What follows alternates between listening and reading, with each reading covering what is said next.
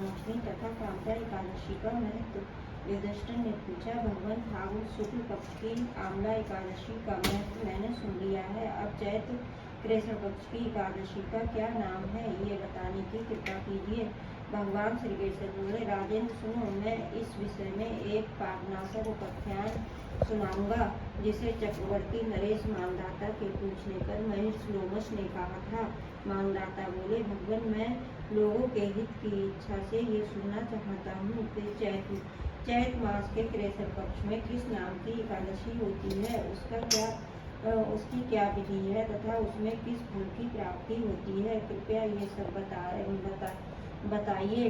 लोमश जी ने कहा, नरश्रेष्ठ, पूर्व काल की बात है। अप्सराओं से सेवित चैत्र रथ नामक वन में, जहाँ गंधर्वों की कन्याएं अपने कंकरों के साथ बाजे बजाती हुई विहार करती हैं, मंजूषा नामक अप्सरा मुनिवर माधवी को ये मोहित करने के लिए गई। वे महिर्षि उसी वन में रहकर ब्रह्मचर्य का पालन करते थे।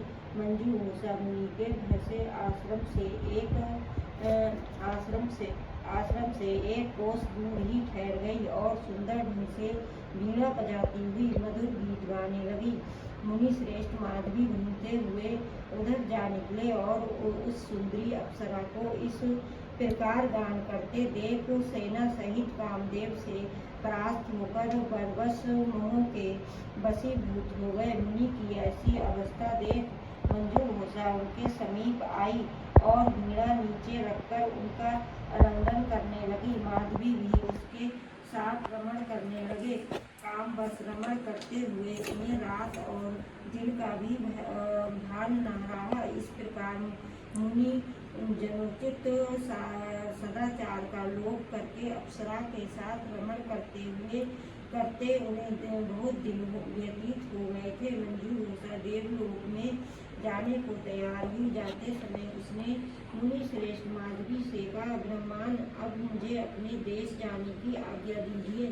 माधवी बोले, देवी, जब तक सवेरे की संध्या न हो जाए तब तक मेरे पास ही ठहरो। अप्सरा ने कहा, विपर्य, अब तक न जाने कितनी संध्या चली गई, मुझ पर कृपा करके बीते हुए समय का विचार तो कीजिए। लोमश जी कहते हैं, राजन, अप्सरा की बात सुनकर माधवी ने नेत्र आश्चर्य से चकित हो उठे। उस समय उन्होंने बीते हुए समय का हिसाब लगाया तो मालूम हुआ कि उसके साथ रहते 57 वर्ष हो गए हैं। उसे अपनी तपस्या का विनाश करने वाली जानकर मुनि को उस पर बड़ा क्रोध हुआ। उन्होंने शाप देते हुए कहा, पापनी, तू पिशाच हो जा। उन मुनि के शाप से दग्ध होकर वह विनय से नतमस्तक बोली, विपर्य, मेरे शाप का उद्धार कीजिए। 7 बात बोलने या 7 पद साथ चलने मात्र से ही सत्पुरुषों के साथ मैत्री हो जाती है। ब्रह्मांड मैंने तो आपके साथ अनेक वर्ष व्यतीत किए हैं, अतः स्वयं मुझ पर कृपा कीजिए। भद्रे, मेरी बात सुनो, ये साप से उद्धार करने वाली है, क्या करूं? तुमने मेरी बहुत बड़ी तपस्या नष्ट कर डाली है। चैत्र कृष्ण पक्ष में जो शुभ एकादशी आती है उसका नाम पाप मोचनी है। वह सब पापों का क्षय करने वाली है। सुंदरी, उसी का व्रत करने पर तुम्हारी पिशाचता दूर होगी। ऐसा कहकर माधवी अपने पिता मुनिवर चयवन के आश्रम पर गए। उन्हें आया देख चयवन ने पूछा, बेटा, ये क्या किया? तुमने तो अपने पुण्य का नाश कर डाला। माधवी बोली, पिताजी, मैंने अप्सरा के साथ भ्रमण करने का पातक किया है। कोई ऐसा प्रायश्चित बताइए जिससे पाप का नाश हो जाए। चयवन ने कहा, बेटा, चैत्र कृष्ण पक्ष में जो पाप मोचनी एकादशी होती है उसका व्रत करने पर पाप राशि का विनाश हो जाएगा।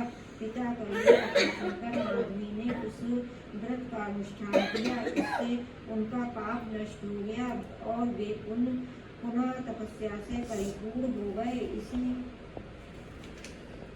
इसी प्रकार मंजू घोषा ने भी इस उत्तम व्रत का पालन किया। पापमोचनी का व्रत करने के कारण वह पिशाच योनि से मुक्त हुई और दिव्य रूप धारणी श्रेष्ठ अप्सरा होकर स्वर्ग लोक में चली गई। राजन, जो श्रेष्ठ मनुष्य पापमोचनी एकादशी का व्रत करते हैं उनका सारा पाप नष्ट हो जाता है। इसको पढ़ने और सुनने से सहस्त्र गोदान का फल मिलता है। ब्रह्महत्या, स्वर्ण